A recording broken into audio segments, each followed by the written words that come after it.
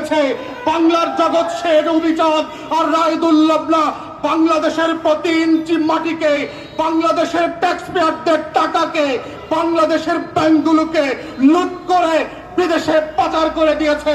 এর নাম হচ্ছে জাতীয় শত্রু, এর নাম হচ্ছে আওয়ামী ফাসিবাদ, এর নাম হচ্ছে আওয়ামী রাজাকার, এর নাম হচ্ছে আওয়ামী আলবদর। এরা বাংলাদেশের শত্রু। জাতীয় পার্টি এবং 14 দল যারা বাংলাদেশের প্রতি ইঞ্চি মাটিকে বিক্রি করে দিয়ে, আমার আপনার ভবিষ্যৎকে বিক্রি করে দিয়ে, বাংলাদেশকে একটা পরাধীন রাষ্ট্র বানিয়ে দিয়ে তার প্রভুর দরবারে পাগলে চলে গেছে আগস্ট মাসে। সে বরাবরই বলেছিল তার বেকার কারা, তার প্রভু কারা, তার রব কারা। আমরা আগে থেকেই জানতাম আওয়ামী লীগ বাংলাদেশের দল না, জাতীয় পার্টি আর 14 দল এরা বাংলাদেশিদের দল না। বাংলাদেশিদের রক্ত এদের কাছে গুরুত্বপূর্ণ না। যদি গুরুত্বপূর্ণ হতো